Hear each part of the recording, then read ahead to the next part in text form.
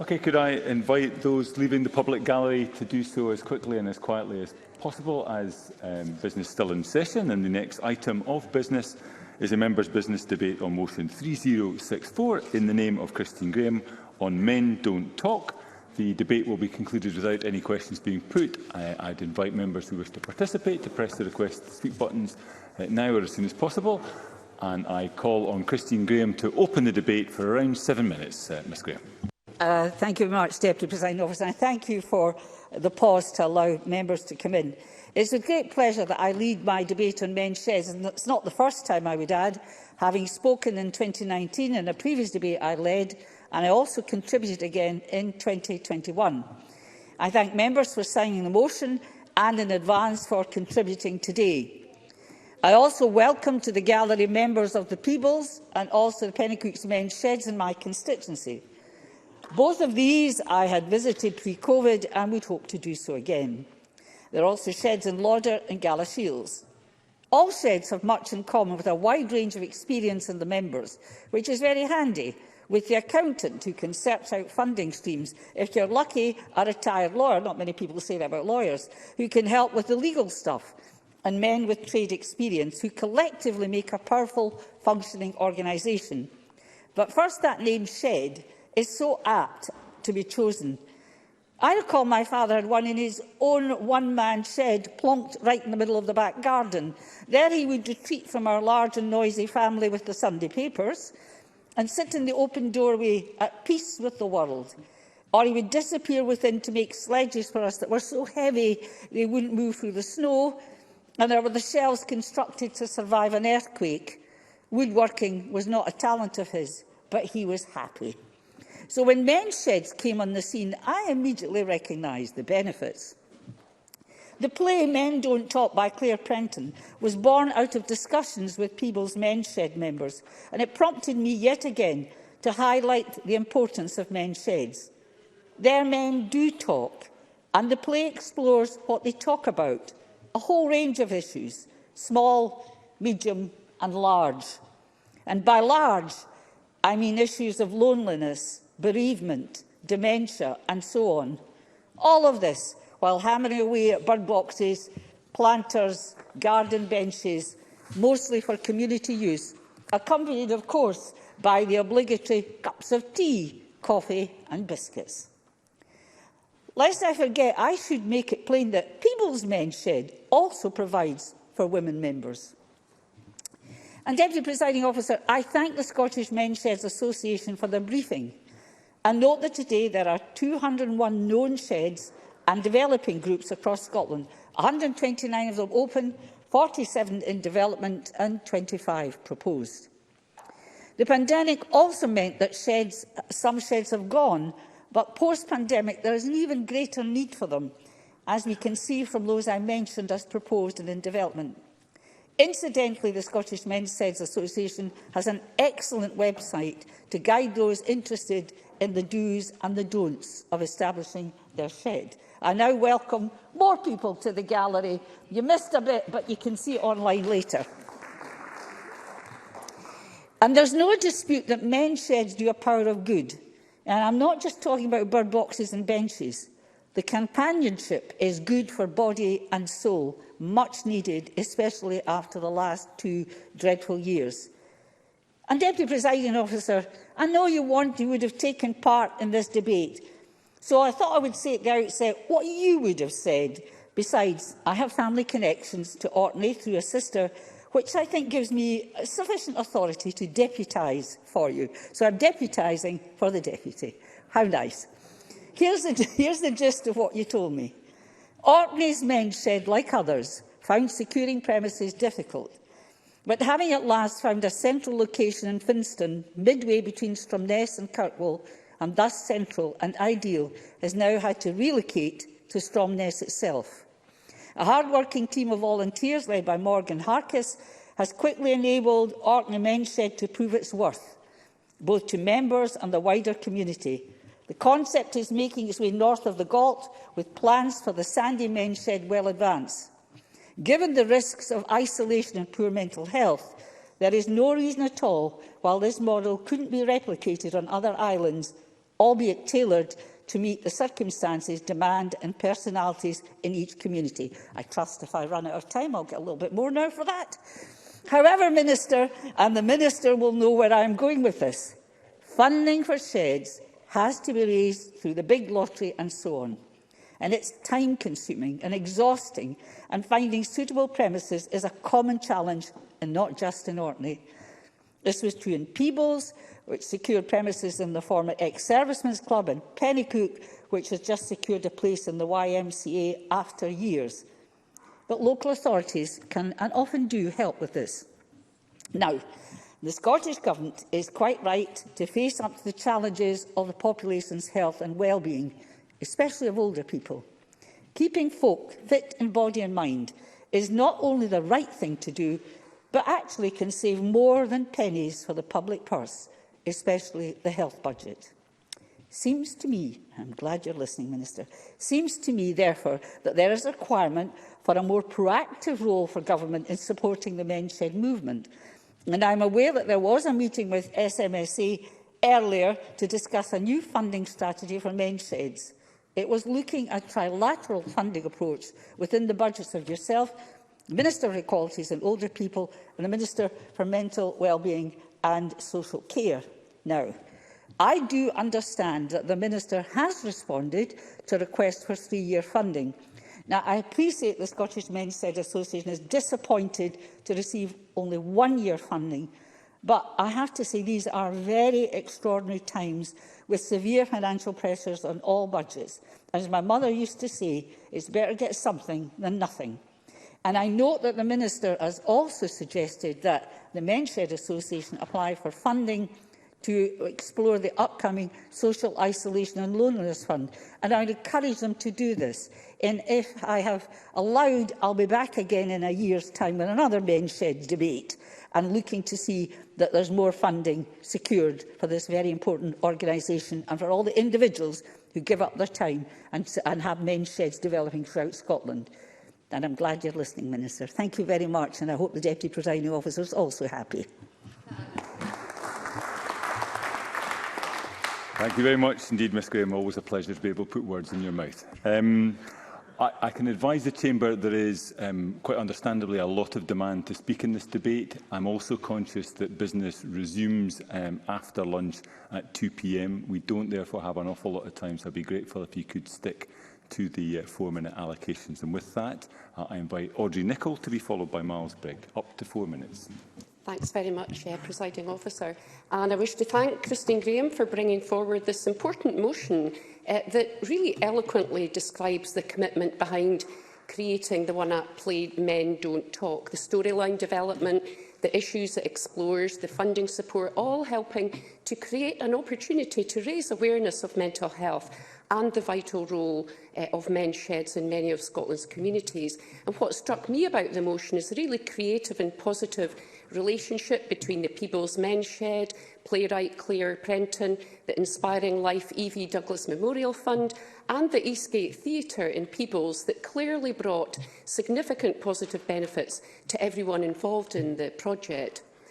Age Scotland describes men's sheds as a safe social space for all men with time on their hands to come together to socialise and to undertake purposeful activities for themselves and their community. Sheds aim to provide positive views of ageing and later life, tackle loneliness and isolation, and help older men to be as well as they can be. I'm sure most, if not all, MSPs who've supported Christine Grahame's motion will have a special relationship with men's sheds in their constituencies and regions. And my constituency of Aberdeen South and North Kincardine hosts 3 sheds, and I'll be dropping into them over the summer. And earlier this year, I spoke about the Portlethen Men's Shed in a speech about veterans and mental health and well-being. And Cliff and John, both shedders and both veterans, are testimony to the role the shed plays in helping them access their social network of friends.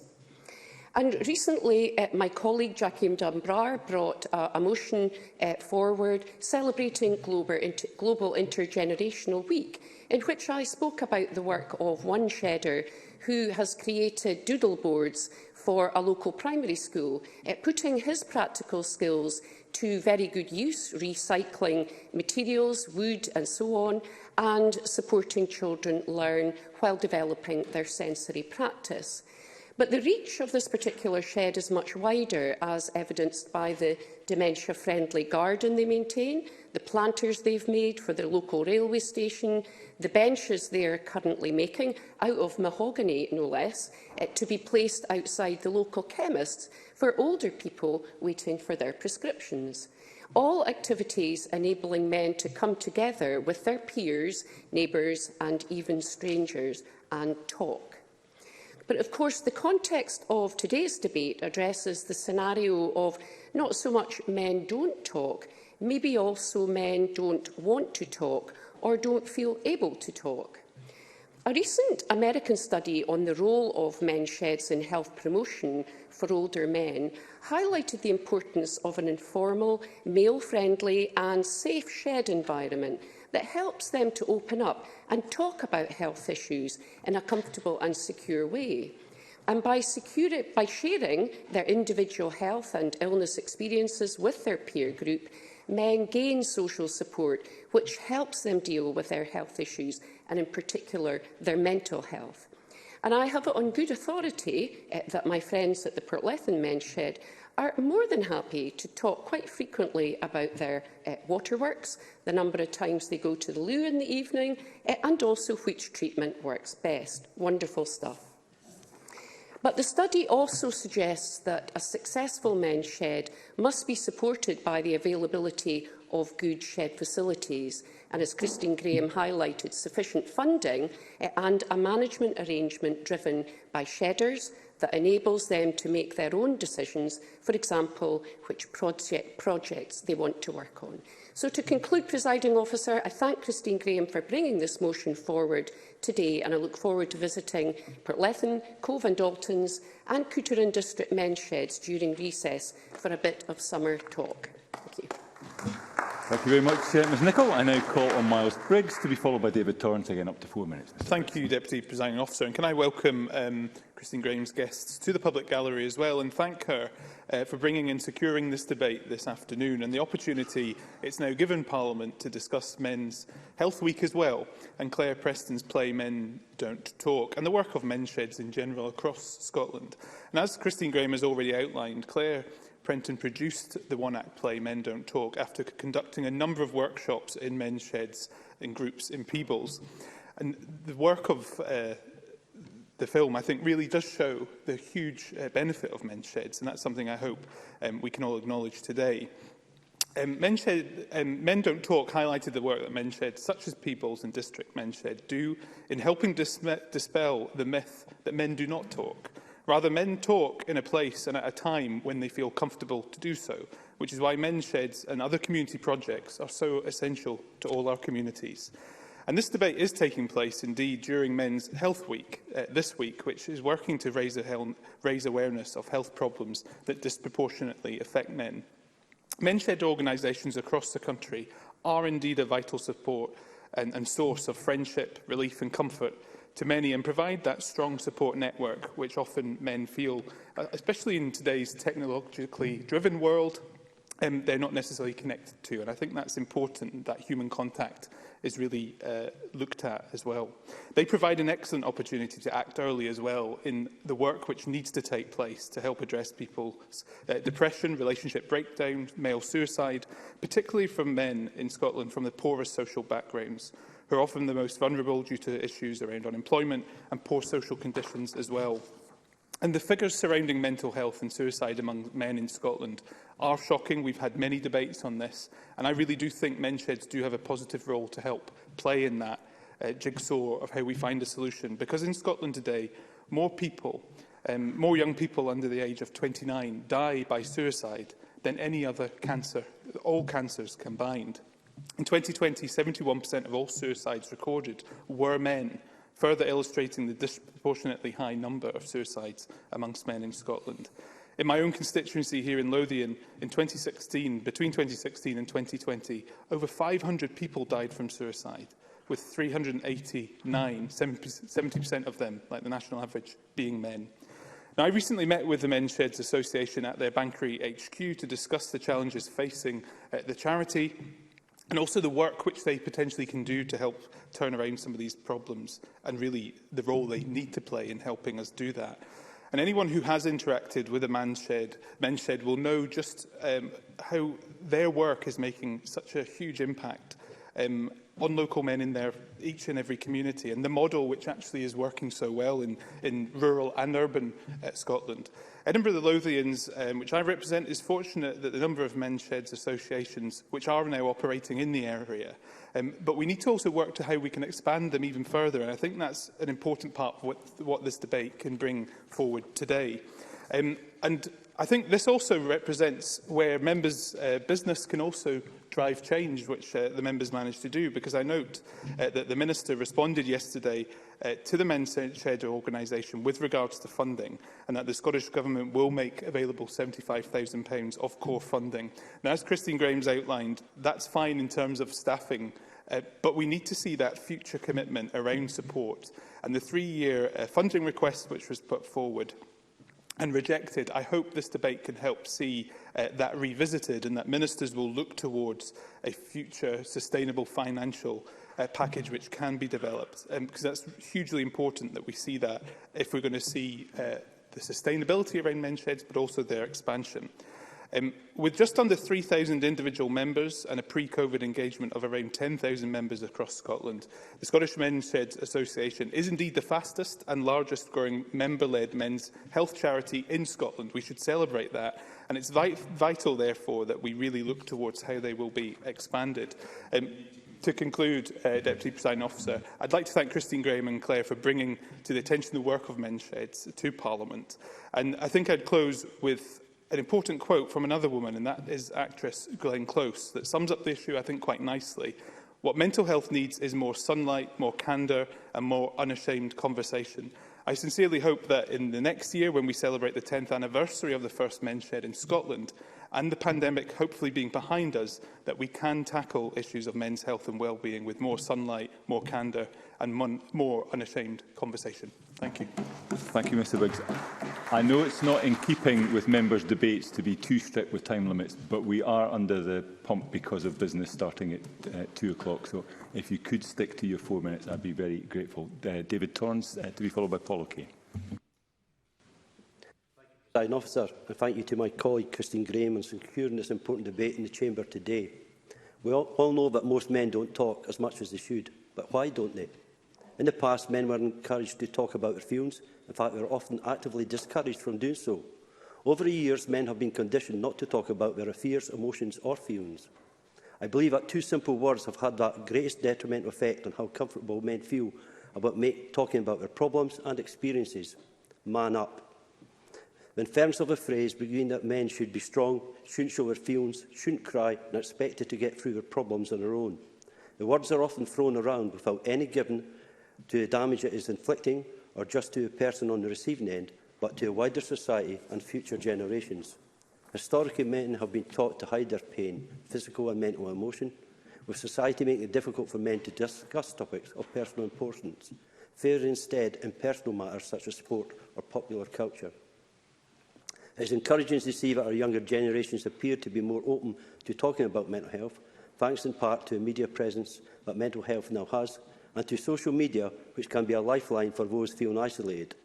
I am reassured to see just how far things have progressed since I was a boy, but there still is much work to be done to challenge the cultural stereotype that exists in our society and to avoid the trap of toxic masculinity. Startling research from Men's Health charity Movember finds that nearly a third of men say they feel pressure to be manly or masculine. To maintain the appearance of manliness, the research finds that 38% of men do not talk to others about their feelings, and that almost 3 in 10 men have never shown emotion or cried in front of others. The pressures to repress emotion can have devastating consequences on their mental health and may even stop some men from seeing a healthcare professional about physical or mental health problems. This inability or willingness to reach out to friends, family or health professionals can have devastating results. The statistics surrounding the issue of male suicide are truly heartbreaking to read. Figures from the National Records of Scotland show that 1 in 4 men have thought about taking their own life. In 2020, 71% of all suicides were men. And every year since 1985, more than 70% of people dying from suicide have been male. And 43% of men wish they could talk more to others about their personal problems. It can be a vicious cycle. Men don't talk about mental health because there's a stigma. But until more men talk about it, the stigma will remain. That is why organisations such as Men's Sheds are very important. They provide a safe and supportive environment that fosters discussion and encourages shoulder-to-shoulder chats. They cater for unique needs of men by recognising that many men find it difficult to discuss their own personal thoughts and feelings head-on. As I have mentioned in this chamber before, my constituency is the home of Kirkcaldy District Men's Shed. In fact, the last time I stood here highlighting their invaluable contribution to a local community, I was told that they had been a victim to a robbery with their equipment, tools and electrical generators were stolen, rendering them powerless. Well, I'm delighted to report that not only have they recovered from that crime, but they have gone from strength to strength. The group has now secured and moved into their own premises, which has seen their membership increase greatly over recent months. Their community open day last month was also a great success, with a number of men coming along to find out more about what they do. And it was great to see that local reaction to national issues. Also in Kirkcaldy, there are a number of groups that address men's mental health, including Pete's Man Chat Movement and Andy's Man Club, all of which are helping to reaffirm the message that it's okay to talk. In conclusion, Presiding Officer, we must continue to challenge and change and empower our fathers, brothers, sons and friends so that all their voices are heard, and future generations of men and boys grow up feeling confident to talk about and expressing their emotions, asking for help when they need it, and discussing the topics that they had never dared to before. Because when men get together and start to talk about issues that really matter, the results can be astounding. Thank you, Mr Torrance. And I call Paul O'Kane to be followed by Ruth Maguire. Up to 4 minutes, Mr O'Kane. Thank you, Deputy Presiding Officer. Can I begin this afternoon by thanking Christine Grahame for bringing this debate to the Chamber today. I am in no doubt from what we've heard today that the play Men Don't Talk by Claire Prenton goes a long way to dispelling the myths that persist in our society that men don't talk, and indeed the stigma that persists about how men deal with their feelings. And I congratulate Claire on that important piece of work. I think to go into community and work hand in hand with a Men's Shed to inform the play can only mean that it gives a piercing insight into the worries and angst of so many men, even if that does sometimes extend to discussing who is next to do the dreaded trip to the shops. I agree with Christine Grahame that projects such as Men Don't Talk are an excellent example of community collaboration and play an important role in raising awareness in society of those who may be less comfortable in engaging in conventional support. And I think if the performance does travel further north at some point in time, we would all be delighted to attend a showing, and perhaps that's something that we could do in this Parliament, indeed, in the future. In my own community, we are fortunate enough to have access to our own men's shed just down the road in Barrhead, a community which the Minister knows well, and indeed the Minister and I have visited that excellent facility. We have not yet been encouraged by the members to take up woodwork ourselves, although that may well happen in the future, although I'm not entirely confident about my own abilities in that regard. But the community men's shed in Barrhead does so much more than provide a space for crafting and woodwork. As well as doing that, it provides a lifeline to many in our community, older people, both men and women, to come together and share a space with one another. The Men's Shed does amazing work, and there's so much I think we can all learn by their example of kindness and respect to all. And every time I visited, I have felt that warmth, that kindness, and that real buzz that is around the place with people coming together.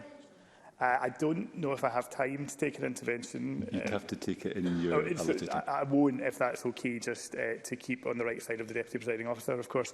I want to just share with members a few quotes which have come directly from members of the shed in Barrhead that I think typifies really what it means to them. One person said, "It may just be a shed to you, but to me it is my sanctuary." Another said, "The Men's Shed has been my lifesaver since my wife died." From these quotes, it's clear to me that we need to do as much as we can to provide support for these organisations, which for some people is indeed their lifeline. And as other members have said, this isn't rocket science. It's a model that perhaps in some ways has always been around, but the difference it makes is huge. And as Christine Grahame said, I think we need to think about the preventative spend that it is and that it creates, particularly the savings that it makes in terms of the health budget. We've already heard from other members the issues of funding and sustainability for men's sheds, and I think sustainability of funding is crucial. And I know that is something that worries many people who are active in the Men's Shed movement. And we have heard some of the national issues that the Men's Shed Association is experiencing. I do hope the Minister will pick up on those in his concluding remarks. But I think there are also issues at the local level in receiving funding and support for lease of buildings that they occupy, with councils sometimes dragging heels when it comes to making decisions on future support that they will provide. And something that I do think we need to explore further is the framework within the Community Empowerment Act on asset transfer. The Men's Shed and Barrhead has raised the issues around the validation certificate and the length of time it can take to have that confirmed, and the kind of uncertainty that that creates in terms of applying to funders and being able to have that sense of control, I think, over the building that they occupy. Very conscious of time, presiding officer, so I do hope that the Minister might be able to respond to that, or perhaps take up offline with me some of those issues. But in closing, I know the Scottish Men's Shed movement will celebrate its 10th year since the first ever Men's Shed opened in 2013 next year, and now a movement from Barrhead to Ullapool. It's gone from strength to strength across the country and should be celebrated. And I look forward to us all coming together next year in this Parliament with perhaps even more guests from men's sheds across the country to celebrate that milestone. Thank you. Thank you very much indeed, Mr O'Kane. I'm sure if you can operate a kettle, you'll be very welcome in the Barrhead men's shed. I now call Ruth Maguire to be followed by Maggie Chapman. Presiding Officer, I'd like to thank Christine Grahame for bringing this important topic to the Chamber and highlighting the positive impact of men's sheds.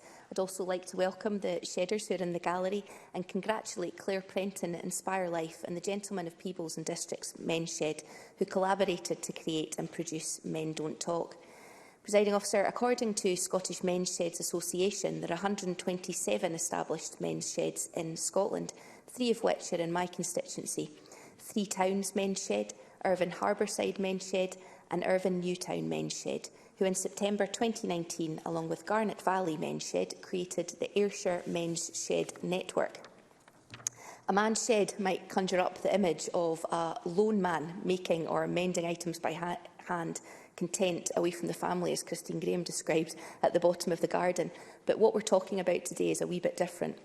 Men's sheds are about social connections, friendship building, sharing skills and knowledge, banter and, of course, a biscuit or two. Now, we all know that men's health can be overlooked, with men being more predisposed to physical illness and injury, on top of being vastly more susceptible to mental health problems and suicide than women.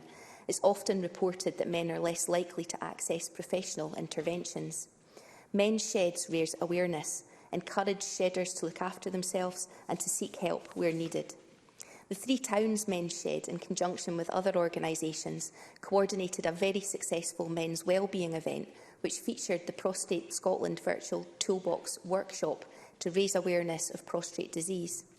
The Scottish Shedder, the official free magazine of the Scottish Men's Sheds Association, not only promotes news from men's sheds across Scotland to showcase their successes, but includes a health section which promotes topics from first aid to the benefits of physical activity and support services.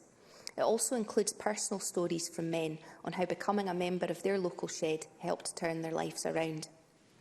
With an increase to online activities and the use of social media, one particular area of concern is social isolation and loneliness. As I'm sure we can all understand, this was exacerbated during lockdown, with limited social interactions and community spaces closed. Organisations such as Age Scotland herald men's sheds for offering opportunities to interact meaningfully with others. What's more, many sheds get involved in community projects, restoring village features, helping maintain parks and green spaces, and building things for schools, libraries and individuals in need. At the end of last year, Irvine Harbourside's men's shed were made aware of a young apprentice joiner in the town who didn't have tools. They quickly stepped in by gifting him a tool bag and basic toolkit to get him started. They also recently made planters and a bookshelf for the Puffer Cafe at the Scottish Maritime Museum in Irvine. The Three Town Men's Shed run evening classes, providing basic DIY skills, camera skills and painting and decorating advice, allowing members to share their own skill set with the wider community. An Irvine Newtown men's shed turns pallets donated by a local business into fabulous benches, decorations and planters for Dreghorn Library's garden. Presiding Officer, men's sheds are vital. They're a community space for men to connect, converse and to create. They help reduce loneliness and isolation and take into consideration the differing male behaviours and attitudes towards men's physical and mental health. But, Presiding Officer, more importantly, they're fun. I wish them all the best. Thank you. Thank you, Ms Maguire. And I call Maggie Chapman to be followed by Marie McNair. Up to 4 minutes, Ms Chapman. Thank you, Presiding Officer, and I thank Christine Grahame for lodging her motion and securing today's debate. The patriarchy doesn't just hurt women. The myth of masculinity, of what a 2013 study of men's sheds described as physical dominance, emotional control and achievement through paid work, completely fails to respect or acknowledge the reality of men's lives, men's emotions, men's relationships, needs and experiences. It is perhaps no coincidence that the men's shed movement originated in Australia, a repository of so many patriarchal fantasies, or that it has taken such root in Scotland, where we are, I hope, beginning to recognise that we all can, regardless of gender, indeed talk and feel and cry. I am fortunate as an MSP for the North East region to represent the members of many wonderful men's sheds. We have men's and community sheds in our cities, from Lochee in Dundee to Bridge of Don in Aberdeen, in towns across Aberdeenshire and Angus, from Banchory to Brecon, Fraserburgh to Forfar, and in many village and rural communities.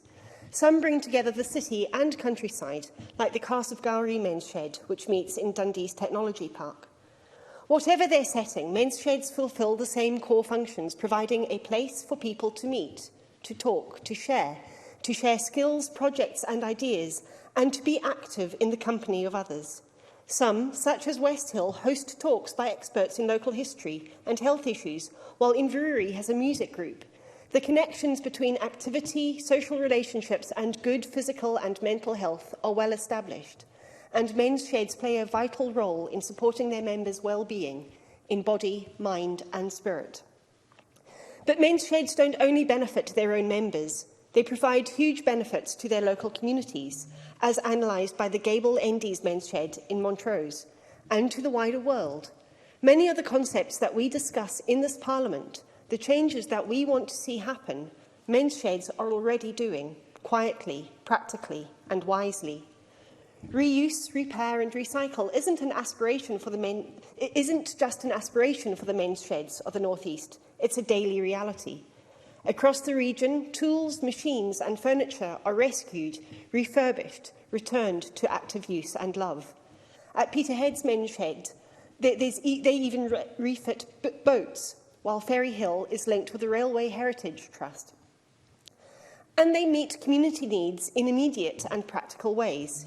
In Turriff, they built children's picnic tables, and in Bamford Macduff, a mud kitchen, both for local primary schools. That positive relationship with local schools is replicated in many communities, teaching and doing, woodworking, gardening and more. Men's sheds have long been addressing the crises of food insecurity and poverty. Ellen Men's Sheds, like many others, has a polytunnel and raised beds, while Afford produces vegetable and herb plants for sale. And men's sheds can address global needs as well. In Broughty Ferry, hand tools are collected, refurbished and shipped to Malawi, a vital resource for communities there. It is inspiring. But men's sheds themselves face challenges, as we've heard, both institutionally and to their individual members. COVID has had a deeply damaging effect on capacity, with many still waiting to resume their projects. Health issues, both physical and mental, the cost of living crisis and growing pension poverty limit many men's engagement with their local sheds.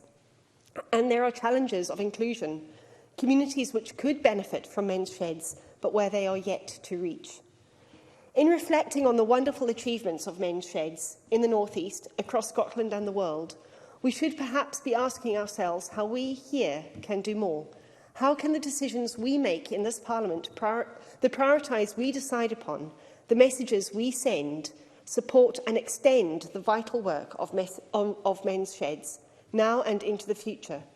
I look forward to continuing this discussion with colleagues over the rest of this session. Thank you. Thank you, Ms Chapman. I now call Marie McNair to be followed by Paul Sweeney. Up to 4 minutes. Thank you, Presiding Officer. It's a pleasure to speak in this debate, and I congratulate Christine Grahame for securing it and giving the Parliament the opportunity to commend the positive contribution made by men's sheds and the wider community. I agree with Christine that men's sheds are a vital support in Scotland's communities, and I am pleased to have signed and support the motion in her name. As a member for Clydebank and Mulgai, I am pleased to advise Parliament that I have 2 men's sheds in my constituency, the men's shed in Clydebank and the Mulgai and Bearsden shed in Bearsden. The Mulgai and Bearsden shed is in the pagoda at the King George V Park in Bearsden, and an extensive search by initial trustees of the group identified the former tennis changing rooms, the pagoda, as a possible home for the shed.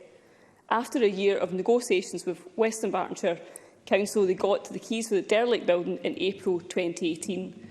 And the building has been lovingly restored by the group and supported by a grant from East Dunbartonshire Health and Social Care Partnership. In Clydebank, the sheds are formal school huts in the grounds of Damuir Sea Centre, and the group has also recently managed to secure another hut from Western Bartonshire Council and are in the process of refurbishing this. It's great to see these derelict buildings being brought back into use. I have had the privilege of visiting both sheds and spent an enjoyable time listening to my constituents about why this resource plays an important part in their lives. Some of the men I spoke to told me that attending the men's shed gave them a purpose. It was also clear that they bring a tremendous gain to our local communities. I give particular thanks to Mick Wilson for hosting my visit in Clydebank and to Hamish Livingston at the Mulgai and Bearsden shed. It was wonderful to meet them and the other men who were there. We had a great chat and it was a really enjoyable day. I came away clear about the good that these facilities are doing for my constituents, and this support was often there when they needed it most. Frequently as an antidote to social isolation and poor mental health. During the visit to both sheds, the men spoke about the mental and physical health benefits they got from attending. Some of the men had recently retired and had a lot of time on their hands compared to when they were working. Attending the shed helped reduce social isolation and gave them an opportunity to speak to other men and a chance to be creative. And oh boy, they are creative. They have many trades. There's ex-joiners, painters, for example, and they can turn their hand to absolutely anything and do it effortlessly. COVID-19 placed such a strain on mental health and unfortunately increased social isolation. I admired how the men tried to keep in touch during this time, having made lasting friendships, recognising the importance of this contact even more. That is why the feeling of relief and happiness was obvious when they finally got to meet in the shed when the COVID-19 restrictions were eased. It was an honour to be invited to the reopening celebration in Clydebank and pleased to show my support for their community endeavour. And their commitment to our community is widely recognised and highly valued. In both sheds, they're very connected to the wider community. In East Dunbartonshire, Bearsden and Mulgai shed, for example, have supported Mulgai and Bloom with a thorough arrangement outside the Fraser Centre, and they've also constructed an outside canopy for Gavin Mill and also helped Bearsden and Bloom. In Clydebank, they're also very active in their community, supporting local groups, in particular the O'Patrick food parcels. And both organisations help each other in kind, so it really is a really great example of them being there for one another and the fostering of a community spirit. So in conclusion, Presiding Officer, I am pleased to take this opportunity to thank both men's sheds in my constituency. We're very fortunate to have 2 and have the highest praise for them, and I will be a very strong supporter as a constituency MSP. Thank you. Thank you very much, Ms McNair. Before calling the next speaker, I'm conscious of the number of speakers who still want to contribute to the debate, so I'm minded to accept a motion under Rule 8.14.3 to extend the debate by up to 30 minutes, and I invite Christine Grahame to move such a motion. Move, Deputy Presiding Officer. Thank you. The question is that the debate be extended by up to 30 minutes. Are we all agreed? Excellent. With that, it's not an invitation to go beyond your 4 minutes, but I call Paul Sweeney to be followed by Paul McLennan. Challenge accepted, Deputy Presiding Officer. Thank you very much. And it was a pleasure to support the original motion lodged by the member for Midlothian South, Tweedale and Lauderdale, and I am delighted to see that her motion has achieved enough support for debate in the Chamber and congratulate her on that. And I'd also like to congratulate all those involved in producing Men's Don't Talk, and hope that the play and all those involved are rightly proud of their work and continue to enjoy much success in their endeavours in such a worthwhile endeavour. I am grateful for the opportunity also to pay tribute to men's sheds across Scotland, but more specifically in Glasgow, and particularly the Springburn Men's Shed in North Glasgow, which I have a close association with over recent years. They took over an abandoned Romney shed, a council depot in the park, and was formally established as a men's shed in August 2018, led by the fantastic Tom Bennett, and it since then has grown exponentially as a supportive environment for men in the local area, as well as a wonderfully creative and generous community initiative. Springburn Men's Sheds are a wonderful example of the ideals and missions of the General Med Sheds project in Scotland to provide valuable services in the community and provide a means for men to share their skills and knowledge with others. They have worked brilliantly with local business to reuse material that is in excess to benefit the community, such as in the construction of new mental health wards at Stobhill Hospital, just half a mile away. Excess materials, surplus, even porta cabins were used to extend the men's sheds complex and built a community library and tea station and kitchen facilities. It's really grown arms and legs thanks to construction companies like BAM Construction for supporting it in such a practical and meaningful way. And the men's shed has contributed back using those investments by private businesses and by the council and other organisations to ensure that the community has positive impacts across all generations. The men's shedders regularly visit primary schools to install outdoor play equipment, mud kitchens, which I'm not quite sure what they are, but apparently they're very popular with children, and offer also a handyman service on Mondays and Fridays, which is for the elderly environment, which is really important. It's actually booked up to August. And I think that's a real issue that we need to face in our communities. As statutory services are facing real financial pressure, council maintenance budgets being cut, garden maintenance being cut back, we're actually seeing increasing reliance informally on this sort of goodwill being built up in communities. And whilst I deprecate cuts to public services, I think we must also recognise the importance of community resilience, and the men's sheds are a fantastic example of where community goodwill can come to the fore and help to ensure that the people's well-being and lives in the community are sustained, particularly for those who are infirm and unable to fully maintain their own properties. They also provide fantastic and excellent one-off projects for great local causes, including building a Santa sleigh for a local children's hospice and also providing garden furniture to the Marie Curie Hospice at Stobhill Hospital. All really well received and grateful for that work. And I think the points raised by members across the chamber about what the play meant, what Men Don't Talk meant in essence, is about how men's mental health must be treated differently from, particularly in an older generation. Purpose, fulfilment, satisfaction, self-esteem, companionship and friendship are the key attributes I think are so important about men's sheds. And I think that has to be also understood in the context of our wider mental health and care strategies in Scotland. We have a tendency to over-medicalise things, but we also must recognise that these softer approaches and just normalisation of this approach is so critical to cost avoidance elsewhere in our public services, particularly in the National Health Service. And I hope the Minister will take on board that opportunity for cost avoidance and the opportunity cost, and thinking about how actually the precarious funding that men's sheds often face is not necessarily helpful, and that there can be a virtuous cycle instead of a vicious cycle in how we approach the funding of these great community assets, not just in maintaining our properties, ensuring resilience in our communities, but also fundamentally ensuring that a resilient generation builds that connections across generations with young people, builds those skills and ensures we have a much more robust and resilient community across Scotland. Thank you. Thank you very much indeed, Mr Sweeney. And I call Paul McLennan to be followed by Alexander Burnett. Up to 4 minutes. Thank you, Deputy Presiding Officer. Can I thank Christine Grahame for bringing forward this debate this afternoon. Last night I hosted the Scottish Mental Health Partnership, where they launched a paper on the forthcoming Scottish Mental Health Strategy refresh. Last week I held a similar event with the Scottish Social Prescribing Network, looking at the role of link workers and other professionals in that sector. What was apparent in both events was discussions around about how to engage with men, who sometimes find it difficult to talk. In regards to men's sheds, there are a number of sheds in East Lothian and Dunbar, East Linton, McMurray, North Berwick and in Harrington. And I think it's been mentioned before, there are just around about 10,000 shedders in Scotland across all our local authorities. Now, I had a look at the Men's Shed web page, and it states, men's sheds responds to men's needs for camaraderie and provide opportunities to work together in a way that contributes meaning to their life and their communities. Scotland's men's sheds also partner with other organisations. The Scottish Men's Sheds Association teamed up with ScotMed this week to offer Scottish men's sheds a promotional opportunity during Men's Health Week. and 35 Scott Mid stores. They offered a full-day exhibition space to accommodate a 6-foot table and up to 2 shed representatives, and that's been ongoing this week. Moray-based professional theatre company Right Lines Productions will also be partnering with Edinburgh Festival Fringe this August as part of the Pleasance Theatre Trust's Edinburgh National Partnerships Programme.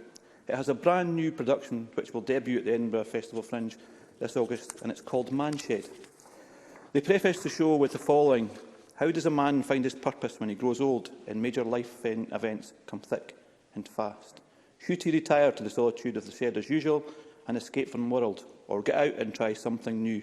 When the familiar rules no longer apply, is it too late to change the habits of a lifetime? It's described as such. Manshed is a bittersweet one-man theatre piece which explores the joy of sheds, the pain of loss and the comfort of friendship. This play has been inspired by men's sheds around the world, but more specifically around about the work by the Scottish Men's Sheds Association.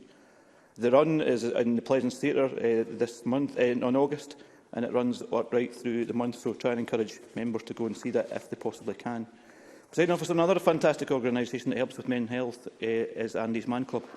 Andy's Man Club are a men's mental health charity, offering free-to-attend talking groups for men and challenging the stigmas around about male mental health. Andy's Man Club was set up by Luke Amber after the tragic loss of his brother-in-law, Andy, in 2016. He and Andy's mum Elaine wanted to prevent other families from going through what they had gone through. The idea was to stop families going through this, just to help other guys. The idea of Andy's Man Club was born at that stage. Last week I watched a group of men from Andy's Man Club take part in the Dunbar Civic Week parade under the banner of Andy's Man Club. I was humbled to attend one of their meetings, where as men we all openly talked about our mental health issues. There are still stigmas associated with men's mental health. These stigmas are seen as weakness, burden and embarrassment are what stop men from speaking out. Men's Sheds and Andy's Man Club are helping pave the way for men to know that it's okay to talk. Presiding Officer, it takes strength and courage to open up about your struggles. Men's Shed and Andy's Man Club do an amazing job in helping men know what they can do to talk to someone. Thank you. Thank you very much, Mr McLennan. I now call the final speaker in the open debate, Alexander Burnett, for up to 4 minutes. Thank you, Presiding Officer, and can I thank Christine Grahame for securing this debate. I'm very supportive of the men's sheds in my constituency, and just want to take this time to thank Jason Schroeder, Chief Executive and founder of the Men's Shed Movement, who operates the Scottish Men's Shed Association from an office in Banchory, which I'm delighted to personally support, and I refer members to my register of interest. Also in my constituency is West Hill and District Men's Shed. They were the first ever men's shed set up in Scotland in 2013. It now welcomes over 300 members, and I want to recognise that it was voted Scottish Men's Shed of the Year in 2021 and received a Queen's Award for voluntary service during the pandemic. For many, men's sheds are a life support, providing a space for men to engage with one another, overcoming challenges such as loneliness and the stigma around mental health. But sadly, since the pandemic, we have lost some sheds, and that is due to post-COVID fatigue of shed trustees and financial pressures. However, the pandemic has shown the real need for new, healthy male places to socialise, with 8 new shed groups requiring support in the last few months. But it's disappointing, therefore, to hear that men's sheds are not receiving the proper long-term support from the Scottish Government. And despite a positive meeting the Scottish Men's Shed Association had with the Minister back in February, who spoke of trilateral portfolio funding possibilities, but there have been no assurances of support, despite being chased until yesterday. And some may say cynically timed to give the Minister something to say in today's debate. But the support we're just about to hear for is just £75,000, and this is only for 1 year, and was just 17% of what was requested, falling well short of the requirement to prevent a collapse of the sheds movement. And the Minister went so far as to tell the Scottish Men's Shed Association to seek alternative funding next year. So I have only one question for the Minister. Was £25,000 each really the best that he, Christina McKelvey and Kevin Stewart could spare from their budgets? And will he today commit to supporting sheds beyond March next year? Thank you. Thank you very much, Mr Burnett. I ask the Minister, or invite the Minister now to respond to the debate. Mr Arthur, for up to 7 minutes, please. Thank you very much, Presiding Officer. And can I begin by joining colleagues in congratulating and thanking Christine Grahame for once again bringing a debate on men's sheds to the Parliament. I can also join colleagues in welcoming shedders to the gallery and commending everyone involved in the Men Don't Talk play. Indeed, it is in testament to the positive impact that men's sheds have on communities across Scotland that we are again debating it, and I very much welcome this debate as an opportunity to demonstrate their positive impact on health and well-being, support for older people, especially men, but not exclusively men, and enabling resilient communities, as Paul Sweeney articulated. The original movement, as was highlighted by Maggie Chapman, started in Australia in the 1980s and was set up to improve men's health, a place where men could socialise and talk shoulder to shoulder. Today, there are over 900 sheds in Australia, with other countries adopting men's sheds worldwide. Here in Scotland, the movement started in 2009, and by 2013, we had our first 5 sheds. Today, that number, as the Chamber has already heard, is over 200. This is in no small part down to the vision of Jason Schroeder, who is the Chief Executive and founder of the Scottish Men's Sheds Association. He started the men's shed movement in Scotland in 2009 after being inspired by a talk about men's sheds by Dr Neil Bruce, Chairman of New Zealand Men's Sheds. In 2014, Jason created the SMSA, and the Scottish Government became involved in 2015. These early discussions led to Scottish Government funding the new SMSA in 2015-16, which helped establish and grow the movement. Our support played its part in enabling Jason to become the Executive Officer of the SMSA in 2016 and continue the growth of the organisation that touches on every corner of Scotland, with 2,899 members and 10,627 shedders and supporters. And Jason has played his highly commendable part in this growth, building the association into a team of 4, with him as Chief Executive Officer, a Communications and Public Relations Officer, a Development Officer and an Administrator. We have continued to back the SMSA with sustained support, and earlier this week, in a backdrop of an exceptionally challenging financial environment, I wrote to Jason with an offer of core funding for 2022-23. That said, Presiding Officer, the SMSA must be able to adapt to the demands of an ever-increasing number of sheds, and also to help sustain and keep existing sheds open. We are committed to helping Jason respond to these needs and to build a sustainable business model for the SMSA that can attract a wider range of funders and reduce dependency on Scottish Government support alone. For example, tapping into the upcoming Social Isolation and Loneliness Fund, an integral part of our programme for government commitment to invest £10 million over the next 5 years to tackle social isolation and loneliness across Scotland's communities. We recognise that men's sheds provide more than just a physical place for activities. We enable a space for people to talk to each other. For example, in Scotland, there are men's sheds that have provided vital support to veterans who have missed comradeship and the sense of belonging. Challenges with mental health have touched every aspect of life in Scotland, and it has never been more important to continue talking about mental well-being. We must use such opportunities to prevent and address mental health issues with the same commitment, passion and drive as we do with physical health problems. Many mental health problems are preventable, and almost all are treatable, so people can either fully recover or manage their conditions successfully and live as healthy, happy and productive lives as possible. The range of activities found in men's sheds plays into this preventative health agenda. They also benefit their wider communities in a range of ways, such as making buddy benches for schools, as we were hearing about, or providing classes in operating tools or craft projects, though I have still to take up, as Mr O'Kane has, the offer of these particular instructional opportunities in Barrhead, but perhaps that's something we can do together.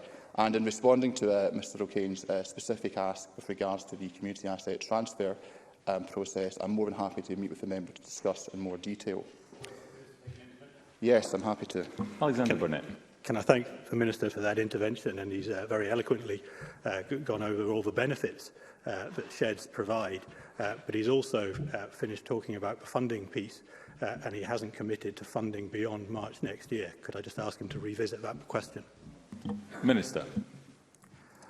As the member knows, we have set out broad parameters on our public spending within an RSR. Specific budget decisions are taken at the budget process, and there is obviously a great deal of uncertainty still, even with the RSR, as to what our financial position would be.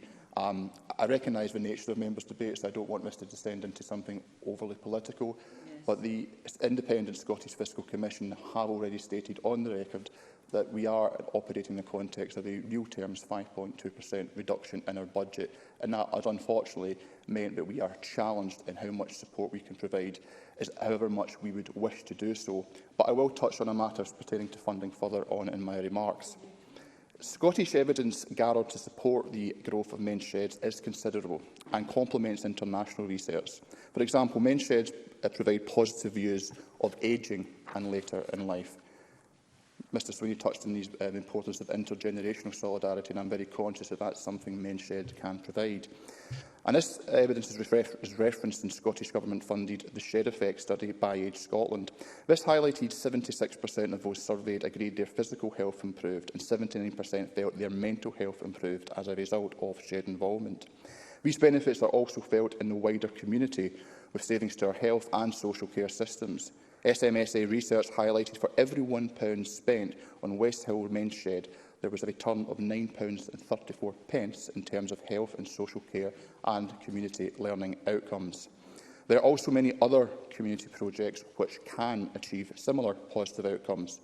In response to the pandemic and in recognition of the value of grassroots wellbeing projects, last year we launched our community's Mental Health and Wellbeing Fund. Through this, we provided £21 million to over 1,800 local projects to deliver activities and programmes, with a further £15 million invested this year. The fund tackles the impacts of social isolation, loneliness and mental health inequalities on adults. And I am particularly pleased that it has also supported Men's Sheds Group across Scotland. And these included Portleven Shed in Aberdeenshire, mentioned by Audrey Nicoll, which used funding to broaden services in response to increased numbers following the pandemic, and the Forfar Men's Shed, which used funding to build a new community allotment. The Communities Fund is one element of a range of work we are taking forward on supporting positive mental health and wellbeing in Scotland. And central to this is a refresh of our mental health strategy. Alongside delivering effective services, we have an opportunity to place increasing emphasis on prevention and early intervention, and this will enable us to build on the creative projects that people, communities and services have undertaken both before and during the pandemic. Presiding Officer, very conscious of time, so in concluding I would like to return to a key point that Christine Grahame made. And that is that this is the third time that men's sheds have been debated in the Chamber, something we can all welcome, and I think we all recognise the important role that they play. So this is a debate that now needs to move on from sheds simply being great things, and that's something I'm confident we will agree on. Now we need to know who will join us in support of this great initiative. Partners such as local authorities, third sector, NHS, private sector and community workers alike can all play a role in developing funding and supporting the SMSA and the men's shed movement. Let's build on what's been achieved and take men's sheds in Scotland to the next level so that all our communities can benefit from them. Thank you very much, Minister. That concludes the debate, and I suspend this meeting of Parliament until 2 o'clock.